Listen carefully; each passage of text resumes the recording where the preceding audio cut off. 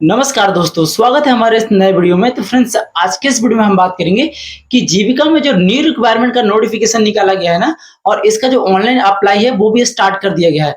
तो इसमें आप ऑनलाइन फॉर्म कैसे फिलअप करोगे, तो इस वीडियो को आई बटन में उसका लिंक मिल जाएगा।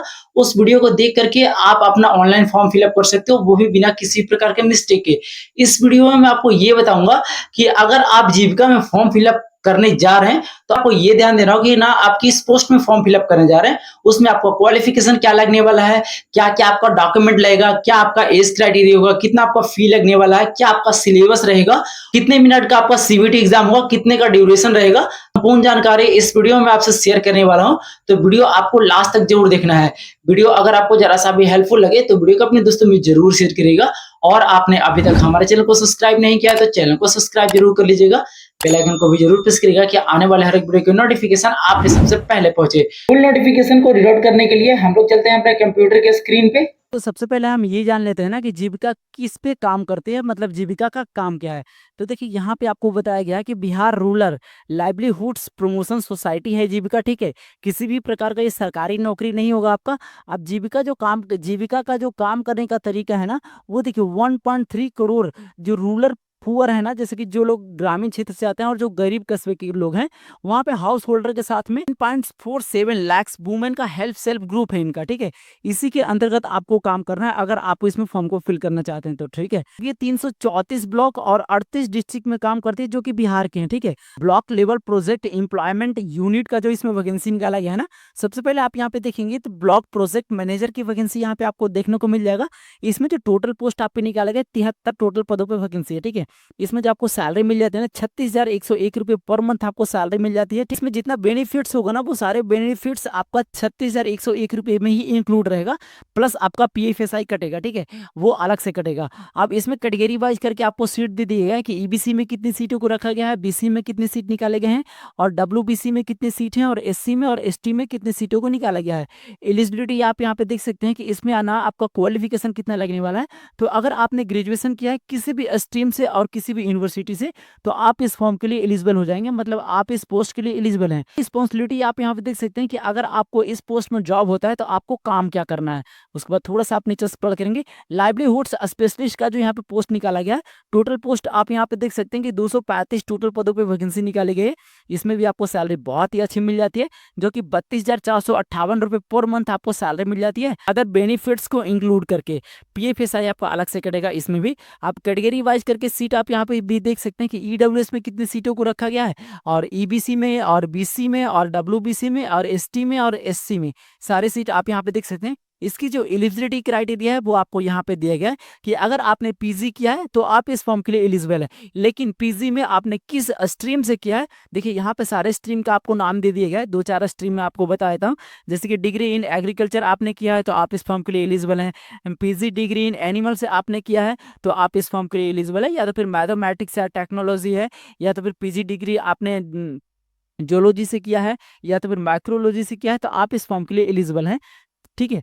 की रिस्पॉन्सिबिलिटी आप यहाँ पे देख सकते हैं कि अगर आपको लाइवलीहुड स्पेशलिस्ट में जॉब होता है तो आपको काम क्या करना है, आपको यहाँ पे भी दर्शा दिया गया है। उसके बाद देखेंगे कि एरिया कोऑर्डिनेटर का जो पोस्ट इसमें निकाला गया है ना, तो 74 पदों पे शानदार वैकेंसी निकाली गई है। इसमें जो आपको सैलरी मिल जाती है पर मंथ 22,662 रुपये आपको पर मंथ सैलरी मिल जाएगा, सारे बेनिफिट्स को इंक्लूड करने के बाद, ठीक है।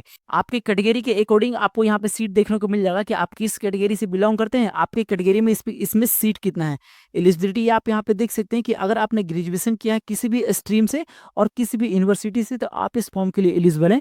की रिस्पॉन्सिबिलिटी आप यहाँ पे देख सकते हैं कि आपको अगर एरिया कोऑर्डिनेटर में जॉब लगता है तो इसमें आपको काम क्या करना है। पोस्ट यहाँ पे अकाउंटेंट के लिए भी निकाला गया है, जो कि आपको टोटल पोस्ट मिल जाता है 167 पदों पे शानदार वैकेंसी निकाली गई है। इसमें भी आपको ना सैलरी बहुत ही अच्छी मिल जाती है, 22,662 रुपये आपको सैलरी मिल जाता है, जो कि पर मंथ मिलेगा, अदर बेनिफिट्स को इंक्लूड करके। आप कैटेगरी वाइज करके सीट आपको यहाँ पे भी देखने को मिल जाएगा। इसकी जो एलिजिबिलिटी क्राइटेरिया होगा ना वो सबसे डिफरेंट है। अगर आपने ग्रेजुएशन किया कॉमर्स से तो आप इसके लिए एलिजिबल हैं, इंडिया के किसी भी यूनिवर्सिटी से आपने किया है तो आप इस पोस्ट के लिए एलिजिबल हैं। की रिस्पॉन्सिबिलिटी आप यहाँ पे देख सकते हैं कि अगर आपका अकाउंटेंट में जॉब लगता है तो आपको यहाँ पे काम क्या करना है, वो सारी चीज़ें आपको यहाँ पे दर्शा दिया गया है। ऑफिस अटेंडेंट का भी यहाँ पे पोस्ट निकाला गया है जिसमें आपको सैलरी मिल जाती है 15,990 रुपये पर मंथ आपको सैलरी मिल जाएगा अदर बेनिफिट्स को इंक्लूड करके। अब देखिए टोटल पोस्ट इसमें निकाला गया 187 पदों पे शानदार वैकेंसी निकाली गई है। एलिजिबिलिटी क्राइटेरिया आप यहाँ पे देख सकते हैं कि अगर आपने ग्रेजुएशन किया किसी भी स्ट्रीम से और किसी भी यूनिवर्सिटी से तो आप इस फॉर्म के लिए एलिजिबल हैं। लेकिन इसमें टर्म कंडीशन लगाया गया है कि अगर आपके पास कंप्यूटर का नॉलेज है ना तो ही आप इस फॉर्म को फिल कर सकते हो। तो कहने का मतलब है ना कि जो ये ऑफिस अटेंडेंट का पोस्ट है, अगर आपके पास कंप्यूटर का नॉलेज है तभी आप इस पोस्ट के लिए एलिजिबल होंगे। साथ में आपका हिंदी इंग्लिश टाइपिंग बहुत ही जरूरी है। की रिस्पॉन्सिबिलिटी भी आप यहाँ पे देख सकते हैं कि अगर आपका ऑफिस अटेंडेंट में जॉब लगता है तो किस लेवल पे आपको यहाँ पे काम करना होगा और कम्युनिटी आपका क्या होगा, सारी चीजें आप यहाँ पे देख सकते हैं। उसके बाद देखेंगे कि कम्युनिटी कोऑर्डिनेटर का पोस्ट निकाला गया। अब इसमें ना बहुत सारी सीटें निकाली गई। 1177 पदों पे आपको शानदार वैकेंसी मिल जाती है। इसमें जो आपको सैलरी मिलेगी पर मंथ 15,990 रुपये आपको सैलरी मिलेगा अदर बेनिफिट्स को इंक्लूड करके। कैटेगरी वाइज करके यहाँ पे आपको सीट दे दिए गए। एलिजिबिलिटी की बात करें तो देखिए इसमें दो तरह के एलिजिबिलिटी आपको बताए गए हैं कि अगर आप मेल इसमें फॉर्म को फिल करते हैं कम्युनिटी कोऑर्डिनेटर में तो फ्रेशर मेल है जैसे कि ग्रेजुएट किए हैं तो आप इस सीट के लिए एलिजिबल हैं कम्युनिटी कोऑर्डिनेटर के लिए। और अगर आप वहीं पे फीमेल हैं और कम्युनिटी कोऑर्डिनेटर के लिए फॉर्म को फिल कर रहे हैं तो आपको सिर्फ इंटरमीडिएट बताया गया है कि अगर आपने इंटरमीडिएट किया है और फीमेल है तो आप अप्लाई कर सकते हैं। मेल के लिए यहाँ पे ग्रेजुएशन रखा गया और फीमेल के लिए इंटरमीडिएट रखा गया। सैलरी आपको सेम ही मिल जाएगा। की रिस्पॉन्सिबिलिटी आप यहाँ पे देख सकते हैं कि अगर आपको इसमें जॉब लगता है तो कितना विलेज में आपको काम करना होगा, कितने ब्लॉक के अंदर आपको काम करना होगा। अभी ये डिस्कस नहीं किया गया कि आपको ना अगर इसमें जॉब लगता है तो आपको किस ब्लॉक में जॉब दिया जाएगा और किस विलेज में आपको जॉब दिया जाएगा, ठीक है। उसके बाद आपको देखेंगे कि ब्लॉक IT एग्जीक्यूटिव का यहाँ पे पोस्ट निकाला गया है जो कि 534 पदों पे शानदार वैकेंसी निकाली गई है। इसमें जो आपको सैलरी मिल जाती है ना पर मंथ 22,662 रुपये आपको पर मंथ सैलरी मिल जाती है। कैटेगरी वाइज करके यहाँ पे आपको सीट दे दिया गया है कि EWS के लिए कितनी सीटें रखी गई हैं, EBC के लिए कितना सीट है, BC के लिए कितना सीट है और WBC के लिए कितना सीट है और SC के लिए कितना सीट है और ST के लिए कितना सीट है। तो आप एक बार इस नोटिफिकेशन को जरूर से विजिट करेंगे, ठीक है। अब इसमें जो एलिजिबिलिटी क्राइटेरिया आपसे मांगा गया है कि अगर आपने बीटेक किया है और CSIT किया है बीटेक में तो आप इस फॉर्म के लिए एलिजिबल हैं।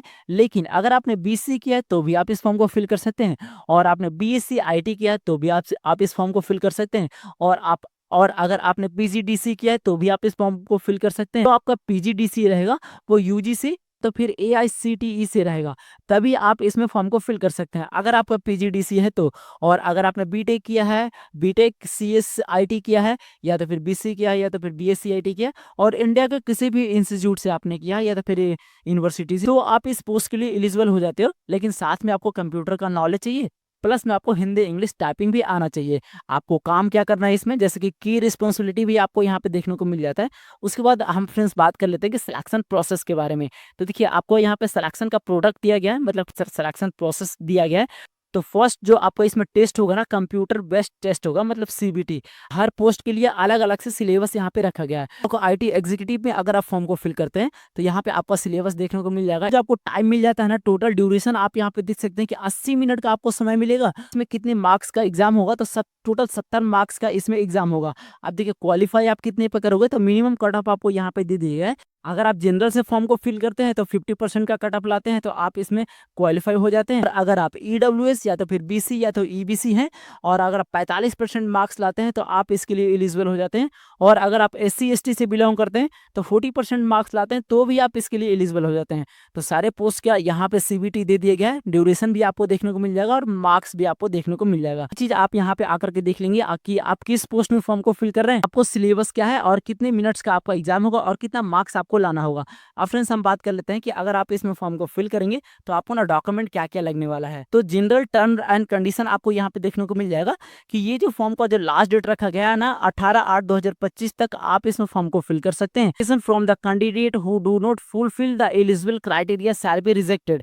अगर आप इसमें फॉर्म को फिल कर देते हो और आप जिस पोस्ट के लिए फॉर्म फिल कर रहे हो वो सही तरीके से फिल नहीं करते तो आपका फॉर्म ना रिजेक्ट हो जाएगा। यहाँ पे आपको साफ तरीके से बता दिया गया है। बात कर लेते हैं कि इसमें ना आपको डॉक्यूमेंट क्या क्या लगेगा। तो देखिए यहाँ पे आपको बताया गया है एक्सटेंटिव field visit is associate with all the position. इसका जो कहने का मतलब है ना फ्रेंड्स कि इसमें जितने भी पोस्ट निकाले गए हैं ना, सभी पोस्ट का डॉक्यूमेंट आपको यहाँ पे दिया गया है कि उसमें ना आपको डॉक्यूमेंट क्या क्या लगेगा।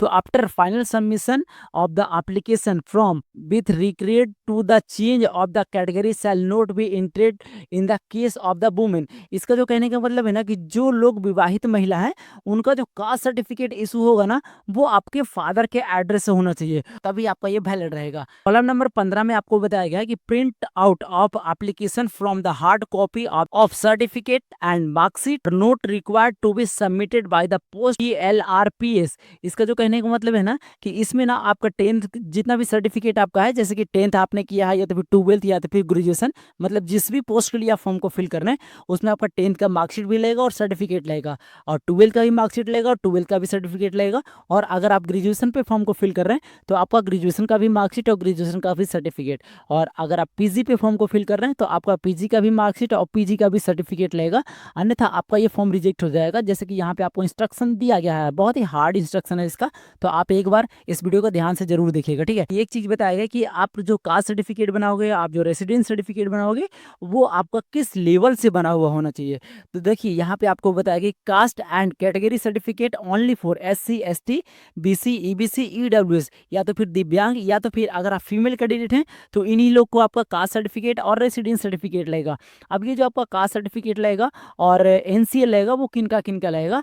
तो अगर आप SC ST कैंडिडेट हैं तो आपको कास्ट सर्टिफिकेट लगेगा और रेसिडेंस सर्टिफिकेट लगेगा, और अगर आप BC या तो फिर EBC कैंडिडेट हैं तो आपको ना यहाँ पे नॉन क्रीमी लेयर बनाना होगा। अब जो नॉन क्रीमी लेयर आपका होगा ना, वो कहाँ से किस लेवल से होगा, तो देखिए यहाँ पे आपको बताया गया है कि आप जो भी डॉक्यूमेंट यहाँ पे अपलोड करोगे ना, वो SDO लेवल से आपका होना चाहिए। जी हाँ दोस्तों, SDO लेवल से आप डॉक्यूमेंट को बनाएंगे, जैसे कि आप अपना कास्ट सर्टिफिकेट, आप अपना रेसिडेंस सर्टिफिकेट, आप अपना इनकम सर्टिफिकेट, और अगर आप BC हैं या तो फिर EBC कैंडिडेट हैं तो आपको NCL बनाना होगा, वो भी SDO लेवल से। यहाँ पे इंस्ट्रक्शन दिया गया है। SDO लेवल वाला कास्ट सर्टिफिकेट या तो फिर इनकम सर्टिफिकेट या तो फिर NCL नहीं बनवाते तो ये फॉर्म आपका रिजेक्शन में भी जा सकता है। सारा डॉक्यूमेंट को ना आपको रेडी कर लेना है, उसके बाद ही आप इसमें फॉर्म को फिल करेंगे, नहीं तो आपका जो फॉर्म है ना वो रिजेक्ट हो जाएगा। आपका चालान कितना लगने वाला है, तो देखिए कैटेगरी वाइज करके यहाँ पे आपको चालान दे दिया गया है कि अगर आप BC कैंडिडेट हैं या तो फिर EBC कैंडिडेट हैं या तो फिर EWS से आप बिलोंग करते हैं या तो फिर आप जनरल कैंडिडेट हैं, तो आपको 800 रुपये का चालान लगेगा, जो कि ऑल कैंडिडेट का लगेगा। अगर आप फीमेल कैंडिडेट हैं या तो फिर SC ST से बिलोंग करते हैं तो आपको 500 रुपये का चालान यहाँ पे पेमेंट करना होगा। ये जो आपका एप्लीकेशन चार्ज रहेगा ना, वो नॉन रिफंडेबल है,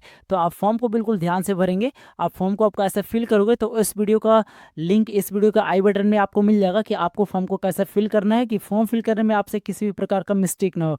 तो इस वीडियो में फ्रेंड्स मैंने आपको एक संपूर्ण जानकारी बताया कि आपका किस पोस्ट पे कितनी वैकेंसी है, कितनी आपकी सैलरी होने वाली है, क्या आपका चालान लगेगा, कहाँ से आपको डॉक्यूमेंट तैयार करना है और क्या क्या आपका डॉक्यूमेंट लगेगा, और सिलेक्शन प्रोसेस के बारे में पूर्ण जानकारी इस वीडियो में मैंने आपसे शेयर किया है। तो वीडियो अगर आपको जरा सा भी हेल्पफुल लगे तो वीडियो को अपने दोस्तों में जरूर शेयर करिएगा, और आपने अभी तक हमारे चैनल को सब्सक्राइब नहीं किया है तो चैनल को सब्सक्राइब जरूर कर लीजिएगा, बेल आइकन को भी जरूर प्रेस करिएगा कि आने वाले हर एक वीडियो के नोटिफिकेशन आप पे सबसे पहले पहुंचे। मिलते हैं फिर से किसी ऐसे नए टॉपिक के साथ, तब तक के लिए धन्यवाद।